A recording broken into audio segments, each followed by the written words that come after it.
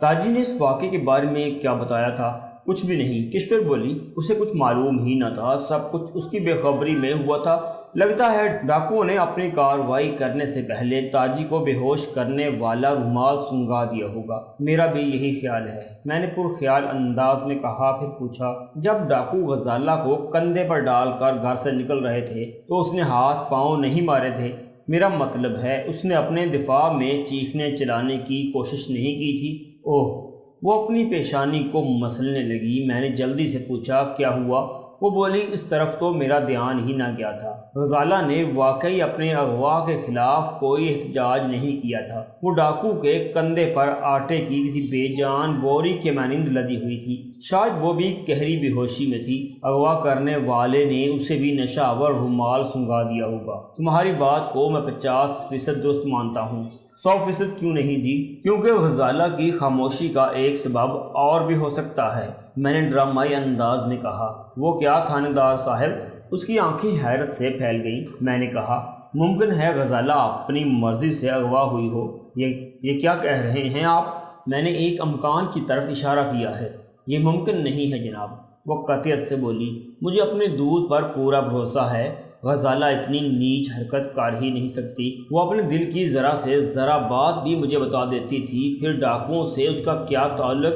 آپ بالکل غلط سوچ رہے ہیں۔ ہمیں حقائق کی تہہ تک پہنچنے کے لیے ہر امکان کو مد نظر رکھنا پڑتا ہے، اس لیے ہم ہر زاویے سے سوچتے ہیں۔ میں نے کہا، یہ ہماری مجبوری ہے، فرائض کا تقاضا بھی۔ وہ پر اعتماد لہجے میں بولی، میری غزالہ کو اغوا کیا گیا ہے اور زبردستی، میرا مطلب ہے بے بس کر کے اغوا کیا گیا ہے۔ میں ایک ماں کے ان جذبات کو چیلنج کرنے کی پوزیشن میں نہیں تھا، اس لیے موضوع بدلتے ہوئے پوچھا، تاجی نے ہوش میں آنے کے بعد کیا بتایا تھا؟ تھانے دار صاحب، میں آپ کو بتا چکی ہوں کہ وہ اس اندوناک واقعے سے بے خبر رہی تھی۔ وہ کچھ نہیں جانتی تھی غزالہ کے اغوا کے بارے میں۔ میں نے پوچھا، کیا وہ ہوش میں آنے کے بعد گھر چلی گئی تھی؟ جی ہاں، کشور نے اس بات میں جواب دیا۔ جب اسے غزالہ کو پیش آنے والے واقعے کے بارے میں معلوم ہوا تو اس کی حالت غیر ہونے لگی تھی، پھر وہ آرام کرنے اپنے گھر چلی گئی تھی۔ ہم یہ باتیں کر ہی رہے تھے کہ پٹواری حیات محمد گھر میں داخل ہوا۔ اس کے ساتھ ایک مدقوق صورت بوڑھا بھی تھا۔ پٹواری نے بتایا، ملک صاحب، یہ شوکت حسین موچی ہے، خانو کا باپ۔ شوکت حسین ایک جانب ہاتھ باندھ کر کھڑا ہو گیا اور عاجزانہ انداز میں بولا، سرکار نے مجھے کیوں یاد کیا ہے؟ میں نے اس کے سوال کو نظر انداز کرتے ہوئے پٹواری سے پوچھا، حیات محمد تاجی کا کچھ پتہ چلا؟ وہ جی ابھی اپنے نانکے ہی ہے۔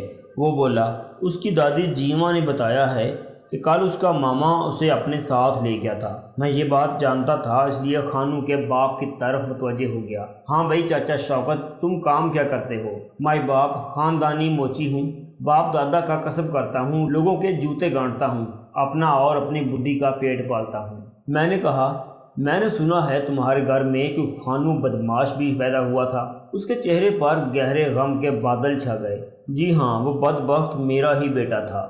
بیٹا تھا کا کیا مطلب ہوا چاچا؟ وہ افسردہ سے لہجے میں بولا، وہ جب سے جیل گیا ہے میرے لیے مر چکا ہے، زندہ تھا تو بدنامی کا باعث تھا، اب اس کی موت کے بعد بھی رسوائی میرا پیچھا نہیں چھوڑتی۔ اس کی آواز جذبات کی شدت سے بھرا گئی۔ میں نے کہا، چاچا، خون کے رشتے اتنی آسانی سے نہیں ٹوٹا کرتے، اولاد چاہے نیک ہو یا بد، وہ ہر حال میں اولاد ہی رہتی ہے۔ تم خان محمد کی ولدیت سے انکار نہیں کر سکتے، اس کے غم میں اس کی بوڑھی ماں کو فالج ہو گیا ہے۔ شوکت حسین نے کربناک لہجے میں کہا، ایسی اولاد سے تو انسان بے اولاد ہی اچھا، جو والدین کو ایک سکھ نہ دے سکے۔ میں نے پوچھا، میں نے سنا ہے خانو کو 20 سال کی جیل ہو گئی تھی، اس نے ایک شخص کو قتل کر دیا تھا، اس بات کو 3 سال گزر چکے ہیں۔ کیا تمہیں بیٹے کی واپسی کا انتظار نہیں ہے؟ انتظار اس کا کیا جاتا ہے جس سے آنکھوں کو ٹھنڈک اور دل کو سکون ملتا ہو۔ وہ دکھی لہجے میں بولا، خانو نے تو ہمیں سوائے دکھوں اور پریشانیوں کے کچھ نہیں دیا۔ میں نے اچانک پوچھا، میں نے سنا ہے وہ پچھلے دنوں تم سے ملنے آیا تھا۔ یہ سوال میں نے ایسے ہی کر دیا تھا، حالانکہ اس کی کوئی توق نہیں تھی۔ خانو جیل میں تھا، لیکن میں جیل میں ہونے والے کھیل تماشوں سے بھی بخوبی آگاہ تھا۔ اگر جیل میں کسی قیدی کا اچھا خاصا ٹیکا ہو تو وہ ملی بھگت سے جیل کے عملے کو اپنی مٹھی میں کر کے کچھ دیر کے لیے باہر کی آزاد فضا میں سانس بھی لے سکتا تھا۔ خاص طور پر بااثر قیدی کے لیے یہ کام بنسبت آسان ہوتا تھا۔ اسی امکان کے پیش نظر میں نے بوڑھے شوکت حسین کو خریدنے کی کوشش کی تھی۔ اس نے پھیکی سی مسکراہٹ ہونٹوں پر سجاتے ہوئے جواب دیا، حضور آپ مجھ سے مذاق تو نہیں کر رہے؟ یہ مذاق نہیں شوکت حسین، میں نے سخت انداز میں کہا، مجھے باوثوق ذریعے سے خبر ملی ہے۔ میں نے اچانک سوال کیا، آپ کو غلط خبر ملی ہے سرکار؟ وہ عاجزی سے بولا، میں نے تو جب سے وہ جیل گیا ہے اس کی صورت تک نہیں دیکھی، البتہ وہ میری گھر والی کے خواب میں اکثر آتا ہے۔ میں نے اچانک سوال کیا، تمہارا بیٹا سگریٹ پیتا تھا؟ وہ تو پتہ نہیں جی کیا الا بلا پیتا رہتا تھا، وہ بیزاری سے بولا، سگریٹ تو بہت معمولی چیز ہے، وہ تو چرس اور شراب بھی پیتا تھا۔ میں نے اپنی جیب سے فاکسٹون برانڈ سگریٹ کا پیکٹ نکال کر اسے دکھاتے ہوئے پوچھا، خانو یہی سگریٹ پیتا تھا نا؟ وہ چند لمحے تذبذب کا شکار نظر آیا، پھر نفی میں سر ہلاتے ہوئے بولا، میں یقین سے کچھ نہیں کہہ سکتا جناب۔ میں نے 2-4 سوال مزید پوچھنے کے بعد اسے جانے کی اجازت دے دی۔ اس کے جانے کے بعد حیات محمد پٹواری باقاعدہ میرے قدموں میں گر گیا، ملک صاحب کسی طرح میری غزالہ کو ڈھونڈ نکالیں۔ وہ گڑ گڑاتے ہوئے بولا، نہیں تو میں جیتے جی مر جاؤں گا۔ میں نے کہا، میں اپنی طرف سے پوری کوشش کر رہا ہوں، لیکن صورتحال خاصی الجھی ہوئی ہے، تم فکر نہ کرو، سب ٹھیک ہو جائے گا۔ دونوں میاں بیوی مجھے دعائیں دینے لگے۔ میں جانے کے لیے اٹھ کھڑا ہوا، پھر فوری خیال کے تحت کہا، حیات محمد، میں غزالہ والے کمرے کو ایک مرتبہ پھر دیکھنا چاہتا ہوں۔ حیات محمد نے سوالیہ نظر سے اپنی بیوی کو دیکھا۔ مجھے کشور کی آنکھوں میں تشویش کے سائے نظر آئے۔ میں نے جلدی سے پوچھا، کیا بات ہے؟ آپ لوگ اتنا پریشان کیوں ہو گئے ہو؟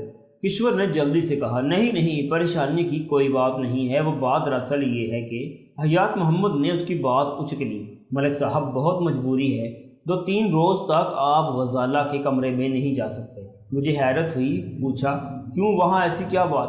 وہ جی، حیات محمد گگیایا، اس کمرے میں بابا جی چیلا کاٹ رہے ہیں۔ بابا جی چیلا؟ میری پیشانی پر بل پڑ گئے۔ یہ کیا معاملہ ہے حیات محمد؟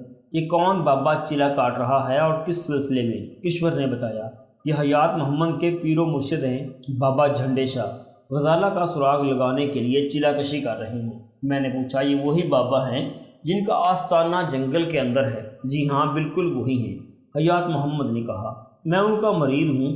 انہوں نے مجھے کہا ہے کہ صرف 72 گھنٹے کے اندر اندر وہ غزالہ کا سراغ لگا لیں گے۔ یہ کس قسم کا چیلا ہے بھائی؟ میں نے کہا، میں نے تو سن رکھا ہے کہ چیلا 40 دن کا ہوتا ہے۔ حیات محمد نے کہا، بابا جی اللہ کے نیک بندے ہیں، وہی جانے 3 دن کا چیلا کیا ہوتا ہے۔ میں تو بس یہ جانتا ہوں کہ وہ ضرور میرے دل کے قرار کو ڈھونڈ نکالیں گے، مجھے میری غزالہ کا پتہ چل جائے گا۔ میں نے طنزیہ انداز میں کہا، اگر وہ اتنی ہی کرنی والے ہیں حیات محمد، تو ان سے کہو کہ وہ اپنے علم کے زور سے غزالہ کو واپس لے آئیں، ہمیں خواہ مخواہ کیوں پریشانی میں ڈال رکھا ہے؟ وہ ایسا بھی کر سکتے ہیں جناب، حیات محمد نے پورے یقین سے کہا۔ اس کے انداز سے محسوس ہوتا تھا وہ بابا جھنڈے شاہ سے گہری عقیدت رکھتا تھا، لیکن انہوں نے اس کام کے لیے ایک شرط عائد کر دی ہے، اور کشور نے نظریں جھکا دی۔ مجھے احساس ہوا کہ معاملہ خاصا گمبھیر ہو چکا تھا۔ میں نے حیات محمد سے پوچھا، تمہارے مرشد نے غزالہ کی واپسی کے لیے ایسی کون سی شرط لگا دی ہے؟ وہ بتانے لگا، بابا جی کا فرمان ہے کہ اگر لڑکی کی ماں کو صرف 1 رات کے لیے ان کے کمرے میں بند کر دیا جائے تو وہ اس کی روح کے ذریعے اس کی کھوئی ہوئی بیٹی کا نہ صرف سراغ لگا سکتے ہیں بلکہ اغوا کنندگان کو واپس سر کے بل آنے پر مجبور بھی کر سکتے ہیں، لیکن کشور یہ قربانی دینے کو تیار نہیں ہے۔ میں نے شدید غصے کے عالم میں کہا، حیات محمد تم انتہائی بغیرت انسان ہو۔ اس میں بغیرتی کی کون سی بات ہے جناب؟ وہ حیرت سے منہ کھول کر میری طرف دیکھنے لگا۔ میں نے سخت لہجے میں کہا، تم اپنی بیوی، اپنی عزت کو ایک نامحرم شخص کے ساتھ کمرے میں رات گزارنے کے لیے کہہ رہے ہو؟ تم سے بڑا بغیرت اور کون ہوگا؟ پیر صاحب نامحرم تو نہیں ہیں جناب، وہ سنجیدگی سے بولا، وہ تو میرے باپ کی جگہ ہیں، وہ تو فرشتوں سے بھی زیادہ پاک باز ہیں۔ اور بس حیات محمد، میں نے غصیلے لہجے میں کہا، اگر تم نے مزید کوئی بکواس کی تو میں اسی وقت تمہیں گرفتار کر کے لے جاؤں گا۔ وہ رونی صورت بنا کر بولا، آپ میری بات کا مطلب نہیں سمجھے جناب، میں تو آپ کو بتا رہا تھا کہ قبلہ پیر صاحب بے پناہ روحانی صلاحیتوں کے مالک ہیں، پورا پنڈ ان کا موتقد ہے، وہ تمام مریدوں کو اپنی اولاد کی طرح سمجھتے ہیں۔ میں اس کی عقل پر ماتم کرنے کے سوا اور کیا کر سکتا تھا؟ اندھی عقیدت رکھنے والوں کو سمجھانا ممکن نہیں ہوتا۔ میں نے سن رکھا تھا کہ عامل حضرات کھوئی ہوئی چیزوں کا سراغ لگانے کے لیے نابالغ اور معصوم بچوں کو بطور میڈیم استعمال کرتے ہیں، جبکہ پیشہ ور جعلی فقیر لوگوں کو بیوقوف بنانے کے لیے کنواری لڑکیوں کو اپنی خلوت گاہ میں طلب کرتے ہیں۔ بابا جھنڈے شاہ ایک شادی شدہ عورت پر عملیات کا ارادہ رکھتا تھا۔ میں چونکہ کشور کو دیکھ چکا تھا اس لیے بابا جھنڈے شاہ کی نیت کو بھی سمجھ رہا تھا۔ کشور اتنی حسین و جمیل اور بھرپور عورت تھی کہ کسی بھی مرد کی رال ٹپک سکتی تھی۔ بابا جھنڈے شاہ تو پھر ہوس کا غلام تھا۔ کوئی صاحب سلسلہ اور اصلی پیر فقیر نہ تو اس قسم کی شرائط عائد کرتا ہے اور نہ ہی شعبدہ بازی کا مظاہرہ کرنے کے لیے کمرے میں بند ہو کر بیٹھتا ہے۔ حیات محمد کی باتوں سے میں نے اندازہ لگایا تھا کہ بابا جھنڈے شاہ سراسر فریب تھا۔ میں نے دل میں سوچا کیوں نہ اس پیر فرتوت کا دیدار بھی کر لیا جائے۔ میں نے حیات محمد سے کہا اب تم نے اپنے پیر کی اتنی تعریف کر دی ہے کہ میرے دل میں ان سے ملنے کا اشتیاق جاگ اٹھا ہے۔ وہ خوش ہو گیا۔ ضرور جناب، پیر صاحب ذرا چلے سے فارغ ہو جائیں تو میں آپ کو ان سے ملوا دوں گا۔ میں ابھی ان سے ملنا چاہتا ہوں، میں نے کہا۔ اس وقت تو ممکن نہیں ہے، حیات محمد نے کہا۔ چلے کے دوران وہ کسی قسم کی مداخلت پسند نہیں کرتے۔ میں مداخلت کرنے کا کوئی ارادہ نہیں رکھتا، میں تو صرف ان کا دیدار کرنا چاہتا ہوں، میں نے گہری دلچسپی کا مظاہرہ کرتے ہوئے کہا۔ چاہے دور ہی سے ان کی ایک جھلک دکھا دو۔ وہ اپنے پیر صاحب کے بارے میں مجھ میں اچانک پیدا ہو جانے والی عقیدت کو دیکھ کر متاثر نظر آنے لگا۔ کہنے لگا ملک صاحب آپ ادھر بیٹھک ہی میں بیٹھے، میں ذرا صورتحال معلوم کر کے آتا ہوں۔ اس کے جانے کے بعد میں نے کشور سے پوچھا یہ بابا جھنڈے شاہ کیسا آدمی ہے؟ گناہ گواری سے بولی مجھے تو ایک آنکھ نہیں بھاتا، ندیدوں کی طرح گھور گھور کر مجھے دیکھتا رہتا ہے، مگر کیا کروں، میں حیات محمد کی وجہ سے مجبور ہوں، اس لیے اسے گھر میں برداشت کر لیتی ہوں۔ کیا وہ پہلے بھی یہاں آتا رہتا ہے؟ ہاں، مہینے دو مہینے میں وہ ایک مرتبہ ہمارے گھر میں قیام کرتا ہے۔ حیات محمد اس سے بے پناہ عقیدت رکھتا ہے، اس لیے بحالت مجبوری مجھے بھی اس کا خیال رکھنا پڑتا ہے۔ ایک لمحے کو رک کر اس نے اضافہ کیا ویسے آج تک ہمارے گھر میں بابا جھنڈے شاہ کی وجہ سے کوئی ناخوشگوار واقعہ پیش نہیں آیا۔ میں نے کہا حیات محمد نے جب تمہیں اس بابا کے ساتھ بند کمرے میں ایک رات گزارنے کے لیے کہا تھا تو اس وقت تمہارے جذبات کیا تھے؟ مجھے حیات محمد کی یہ تجویز سخت ناگوار گزری تھی۔ وہ برا سا منہ بناتے ہوئے بولی، اس لیے میں نے صاف انکار کر دیا تھا۔ حیات محمد کو اپنے پیر سے لاکھ عقیدت صحیح، لیکن میں ایسی بات کو پسند نہیں کرتی۔ بہت اچھا کیا تم نے، میں نے سراہنے والے انداز میں کہا، آئندہ بھی محتاط رہنا۔ وہ اس بات میں سر ہلانے لگی۔ میں نے پوچھا کیا غزالہ بھی بابا جھنڈے شاہ سے ملتی رہتی تھی؟ ہاں، جب وہ ہمارے گھر میں قیام کرتا ہے تو حیات محمد غزالہ کو سلام کرانے اس کے پاس لے کر جاتا ہے۔ شفقت برا ہاتھ غزالہ کے سر پر پھیر کر اسے بہت دعائیں دیتا ہے تو غزالہ خوش ہو جاتی ہے۔ میں نے پوچھا کیا بابا جھنڈے شاہ کو یہ بات معلوم کہ غزالہ کس کمرے میں سوتی تھی؟ میں نے اچانک ہی یہ سوال کیا تھا۔ وہ چونک کر میری جانب دیکھنے لگی، پھر بولی آپ کا مطلب کیا ہے؟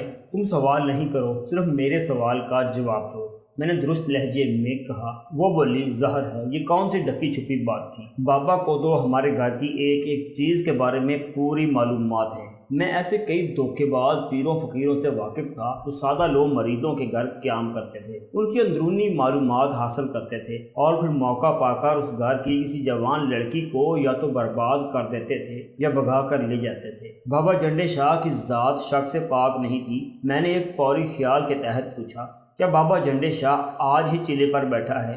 نہیں جی، وہ کل رات کو ہی آ گیا تھا، ایشور نے بتایا۔ وہ کہتا ہے اگر محض غزالہ کا سراغ لگانا ہے تو 72 گھنٹے کا چلہ کافی ہے، اور اگر اسے واپس بھی لانا ہے تو وہ اچانک خاموش ہو کر زمین کو گھورنے لگی۔ میں نے اس کا جملہ پورا کر دیا، تمہیں ایک رات اس کے ساتھ بند کمرے میں گزارنا ہوگی، وہ تم پر کوئی روحانی بالفاظ دیگر شیطانی عمل کرے گا۔ غزالہ کو اغوا کرنے والے آن بہد میں واپس آ جائیں گے، غزالہ کو تمہارے حوالے کریں گے اور تمہارے سامنے ایڑیاں رگڑ رگڑ کر مر جائیں گے۔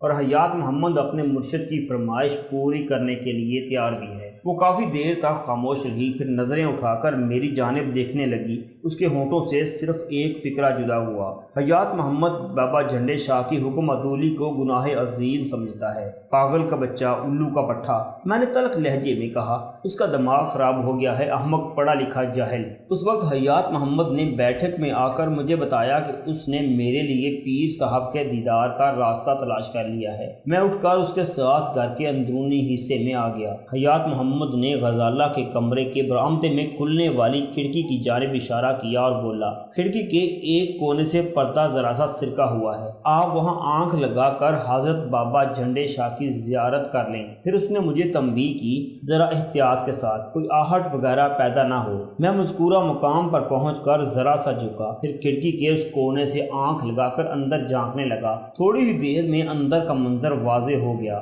اب اس کمرے میں کوئی چارپائی نظر نہیں آ رہی تھی، جبکہ کل وہاں 2 چارپائیاں بچھی ہوئی تھی۔ کمرے کے فرش پر سفید چاندنی بچھی ہوئی تھی۔ ایک کونے میں لکڑی کی ایک چوکی رکھی تھی جو تخت نما تھی، اور اس تخت پر ایک لہیم شہیم شخص گاؤ تکیے سے ٹیک لگائے نیم دراز تھا۔ اس کا چہرہ اسی کھڑکی کی جانب تھا، یہاں سے میں آنکھ لگائے کھڑا تھا۔ وہ یقینی طور پر بابا جھنڈے شاہ ہی تھا۔ اس نے گہرے سبز رنگ کا جبہ زیب تن کر رکھا تھا، گلے میں مالائیں اور تسبیح نما ہار لٹک رہے تھے، سر اور داڑھی کے بال بے ترتیب اور بڑے ہوئے تھے۔ اس نے سر پر مختلف رنگوں کی ایک گول ٹوپی رکھی ہوئی تھی۔ اس کے چہرے سے جھلکنے والی سرخی سے اس کی صحت مندی کا اندازہ ہوتا تھا۔